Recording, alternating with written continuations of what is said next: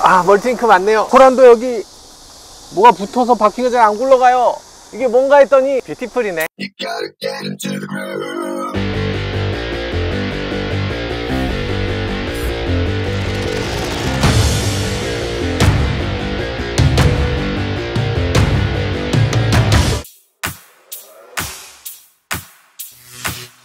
네, 안녕하세요. 모카 김한용입니다. 저희가 첫 번째로 시승기를 올렸던 게 바로 코란도인데요. 그 코란도의 가솔린 모델을 오늘 출시했다고 합니다. 어떤 차인지 직접 살펴보도록 하시죠.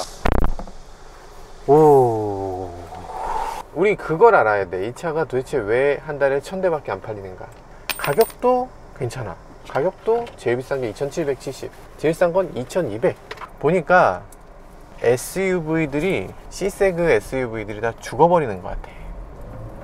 제조사들이 기본적으로 좀 책임이 있는 것 같아. B세그 SUV는 굉장히 공들여서 만들고 B세그는 그렇게까지 공들이진 않는 게 아닌가, 이런 생각이 들어요. 요즘 보면 저희가 시승기 메인 처음 찍은 게 코란도예요. 사실 메인 처음 찍은 차가 코란도인데 그땐 디젤이었고 이제 가솔린을 출시했다는 거죠.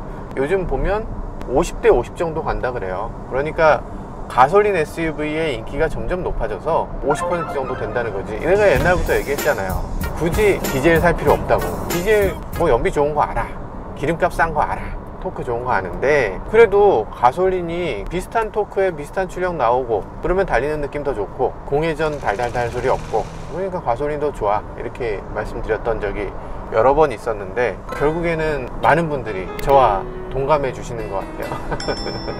그 제조사들이 B세그먼트 SUV에 굉장히 공을 들이기 때문에 요즘 들어서 하극상이 계속 생깁니다. B세그 SUV들이 C세그 SUV보다 더 좋은 경우가 많아요.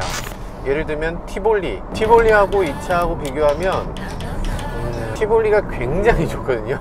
굉장히 좋기 때문에 이 차를 추천할 수 있을까 하는 생각이 살짝 있어요. 이거 좀 넘어가거든요. 이렇게 살짝 넘어가는 느낌인데, 일단 적어도 핸들링 특성은 티볼리가 조금 더 좋은 것 같아요. 아, 진짜 이거 너무 너무 미안한데? 이거 시승에 나와서 이게 아래차가 더 좋다고 하는 거 너무 미안한데? 여기 디지털 계기판도 티볼리에 들어갔죠? AVN도 이렇게 큰 게 티볼리에 들어갔죠? 뭐 인테리어 구성이라든지 이런 게 티볼리가 그렇게 나쁘지 않아요. 괜찮거든요. 하체 크기도 티볼리가 그렇게 작지 않아. 핸들링 특성은 티볼리가 더 좋아. 가만, 이러면 이거를 왜 사야 되지? 이런 생각이 드는 거죠. 이 마찬가지 현상이 전 브랜드에 다 있습니다. 지금 셀토스가 너무 잘 나왔잖아요. 셀토스를 타고 나면 잠깐만, 이거 우리가 스포티지를 사야 되나? 이런 생각이 드는 거죠. 이 차는 타이밍이 그러니까 좀 안 좋죠. 아, 지금 나와야 되는 건가? 타이밍 조금 맞춰서 나왔어야 되지 않나? 뭐 이런 생각이 좀 들어요. C세그먼트 SUV가 어려운 시기에 나온 코란도, 어떤 매력을 보여줄 수 있을지 조금 더 시승을 해보고 말씀드리도록 하겠습니다. 네, 지금 이 차는 여러분들이 그렇게 싫어하시는 토션빔이 아닙니다. 토션빔이 아니고 멀티링크예요. 좋아하시잖아요, 멀티링크. 정말 이 차를 한번 타보셔야 되는데 그렇게 좋아하실 만한 승차감일까 하는 생각이 좀 있습니다. 스테빌라이저가 너무 약해요. 그러니까 이렇게 롤링이 훅 넘어갑니다.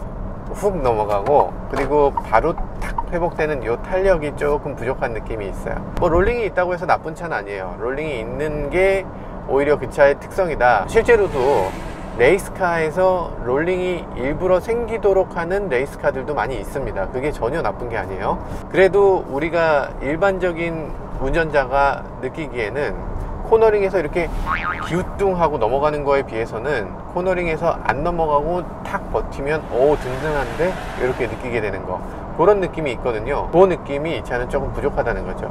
만약에 토션빔이었다면 스테빌라이저를 그렇게 강하게 쓸 이유도 없고 그 자체가 스테빌라이저이기 때문에 그런 문제가 좀 해소됐겠지만, 이 차는 멀티링크라서 지금 스테빌라이저가 충분치 못한 모습을 보여줍니다. 청 하고 기울어져요. 이렇게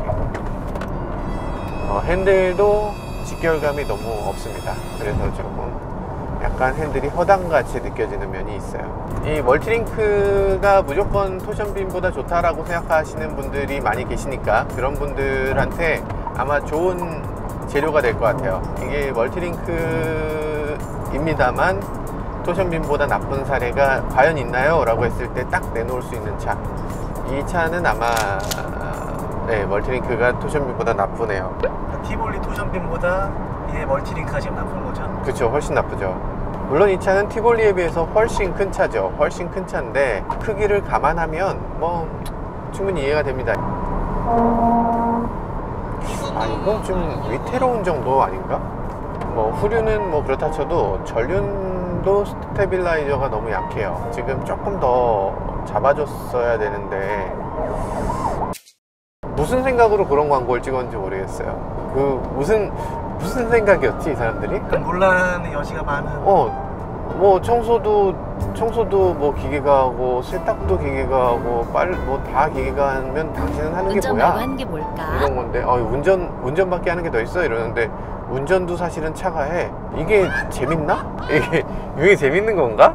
난 잘 모르겠어. 그러면 그 말하는 너는 뭐 하는데? 이렇게 얘기하고 싶지 않나? 누가 누구한테 역할을 강요하는 것 자체가 되게 불편하게 느끼는 사람들이 많이 있을 거예요. 그래서 최악의 광고에 가까운데, 그런데 그 자체가 아마 노이즈를 일부러 이게 아주 적은 광고비로 이 광고 효과를 극대화하기 위해서 이 광고가 저는 불편해요 하면서 이렇게 퍼나르는 거, 요걸 이제 기대한 게 아닌가 하는 생각이 들어요. 운전도 코란도가 알아서 해 이런 얘기 하는데, 그게 어떤 거를 겨냥한 거냐면 경쟁 자동차들이 핸들을 자동으로 돌려주면서 어댑티브 크루즈까지 다 해주는 차들이 없는 거예요. 그러니까 그 부분을 아마 포커스를 맞춘 것 같은데, 어댑티브 크루즈 잘 됩니다. 핸들 가운데로, 차선 가운데로 가게 하는 거, 사실 가운데로 가게 하는 LFA라고 우리가 얘기하는 그 기능은 없고, 차는 차선을 넘어가지 않도록 하는 기능이 있는 건데 그냥 가운데로 가는 거나 큰 차이 없게 잘 갑니다. 그러니까 현대차는 LFA하고 L카를 구분해서 보고 있는데, 이 차는 그걸 구분하지 않는 것 같아요. 그냥 차선 가운데로 가는 기능하고 끝. 일단 기능적으로는 뭐 핸들을 돌려주는 기능 아주 잘 되고 있고, 그리고 어댑티브 크루즈, 앞에 차가 있을 때 굉장히 안심되도록 잘 해주고 있습니다. 지금 속도를 한번 좀 더 높여 볼게요. 속도를 뭐 확 높였을 때 앞에 지금 차가 있거든요. 경쟁차 현대차 넥소가 있군요. 앞에 차가 멀리 있어요. 가속하는가 한번 보죠. 저 차를 분명히 인지하고 있어요. 그래서 과도한 가속을 하지 않고 딱 요 거리를 좁힐 만큼만 가속하고 있습니다. 이거 사실 현대차의 어댑티브 크루즈보다 더 좋은 면이 있는 것 같아요. 어댑티브 크루즈만큼은 이게 경쟁사를 뛰어넘는 그런 훌륭한 성능입니다. 처음부터 투싼 스포티지를 생각하다가 이 차로 넘어오실 분들은 그렇게 많지 않을 것 같은데, B세그먼트 SUV, 그러니까 소형 SUV를 사려고 하다가 잠깐만, 소형 SUV인데 이거보다 조금 더 큰 차, 조금 더 출력이 좋은 차, 정숙한 차가 있네 라면서 넘어올 수 있는 그런 자리에 있는 차인 것 같아요. 이 차에는 지금 새로운 가솔린 엔진이 장착됐잖아요. 이 가솔린 엔진 우리가 티볼리에서 타보고 정말 깜짝 놀랐던 부분인데, 가속해봅니다. 100km까지 가속하는데 몇 초? 걸리나? 네, 생각보다 많이 걸려요. 그러니까 지금 1.6 터보를 가진 똑같은 차 티볼리하고 비교했을 때 티볼리가 엄청 좋은 거였구나, 뭐 이런 생각이 듭니다. 그러니까 이 차가 기본적으로 무게가 있잖아요. 무게가 있고 크기도 있고 하다 보니까 이게 고속으로 갈 때 조금 더 달렸으면 좋겠어, 이런 느낌이 살짝 있는 거죠. 티볼리가 딱 맞는데, 티볼리에 대해서 너무 좋게 생각하고 있는 건가? 가솔린 엔진인데 이전에 타봤던 디젤 엔진에 비해서 조금 토크감이 조금 적으니까 그 부분은 약간 양해를 하셔야 될 것 같아요. 그러니까 둘 중에 하나 선택해야 된다라고 하면 티볼리는 당연히 가솔린입니다. 그런데 이 차에서 코란도에서 둘 중에 하나 선택하라 그러면 잠깐, 디젤인가? 디젤이 맞나? 이런 생각이 들어요. 지금은 가솔린 엔진이 지금 엄청 좋은 가솔린 엔진이긴 합니다만, 이 디젤의 그 토크감이 그게 포기하기 좀 어려운 괜찮은 유닛이었다는 생각이 드네요. 변속기에 있어서도 우리가 이전에 쌍용차가 변속기에 대한 큰 아픔을 겪었죠. 비트라, 호주에 있는 비트라라고 하는 변속기를 장착을 해서 많은 변속기가 고장나고 뭐 깨지고 뭐 온갖 일들이 있었는데, 비트라와의 관계는 끝났죠. 일단 비트라 자체가 망했기 때문에 관계가 지속될 수가 없었던 그런 상태고, 그래서 호주 비트라 변속기는 더 이상 사용하지 않는 데다가, 그러면 그 다음에 저렴한 다른 변속기를 찾았느냐? 그렇지 않고 도요타 계열의 아이신 변속기를 채택했습니다. 그러니까 뭔가 성능이 뛰어난 변속기가 아니라 내구성이 좋은, 정말 안심할 수 있는 오래된 변속기를 선택했어요. 아이신 6단 자동 변속기인데 6단이라는 점은 조금 아쉽긴 합니다. 그런데 6단이지만 그 전에 비트라가 아쉬웠던 게 단수가 아쉬웠던 게 아니라 내구성이 아쉬웠던 거거든요. 직결감이 아쉬웠던 게 아니라 내구성이었기 때문에 이 내구성을 놓고 봤을 때는 뭐 아이신 선택한 게 아주 바람직하다는 생각이 듭니다. 그 전에도 제가 말씀드렸었는데 브레이크가 너무 많이 밟혀요. 그러니까 우리가 기대하는 브레이크가 여기쯤에서 브레이크를 밟겠지, 여기쯤에서 단단하게 반발이 있겠지 하는 느낌이 있어야 되는데 그거보다 조금 더 깊거든요. 그래서 요거 요대로면 바닥까지 닿아버리겠어 이런 느낌인데, 멈춰서서 브레이크를 밟아보면 브레이크가 바닥에 닿는 소리 들리시죠? 브레이크가 바닥까지 닿는 게 이게 맞는 건가? 어떤 분들이 이게 쌍용차의 그 브레이크 특성이다 뭐 이렇게 말씀하시는데, 덕분에 뭐 세밀한 조정이 된다 뭐 이런 얘기. 그래요? 그래요?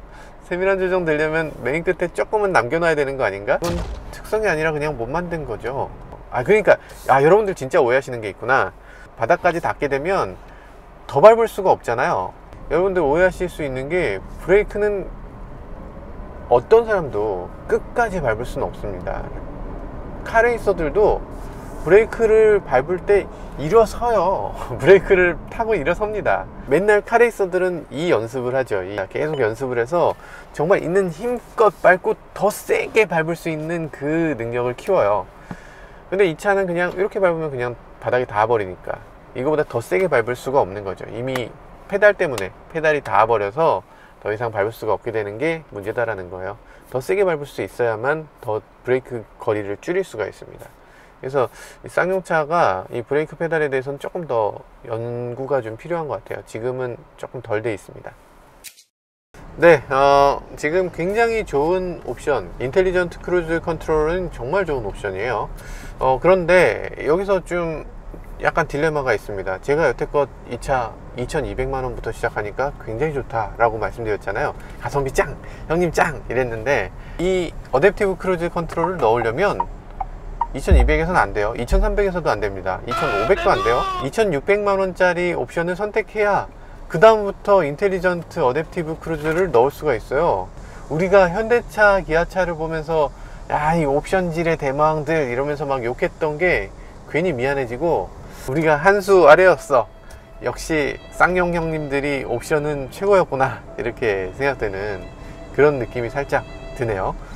딥 컨트롤 패키지 2라는 옵션을 선택해야 되는데, 그러다 보니까 결국 풀옵션이 되는 건데, 그래도 다행스러운 건 그 풀옵션 가격이 2800만원 정도, 3000만원 넘고 막 이런 말도 안 되는 뭐 이런 금액은 아니고, 그래도 좀 어느 정도는 합리적이다 이런 생각이 드는 거죠.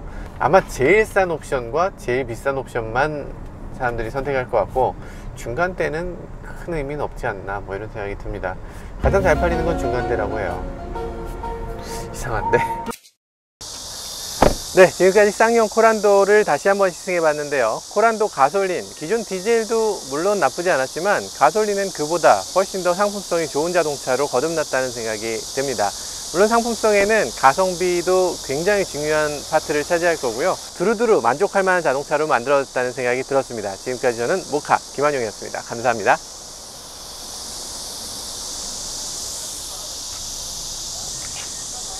이게 가이드가 없구나. 후방 카메라 가이드가, 사실 그게 후방 카메라 가이드가 우리가 꼭 필요하다고 할 수까지는 없는데, 근데 이게 있던 차를 타다가 없는 차를 타면 굉장히 안쓰럽네요. 이게 왜 없지? 이런 느낌이네. 이게 너무 밝아서 백미러가 안 보여.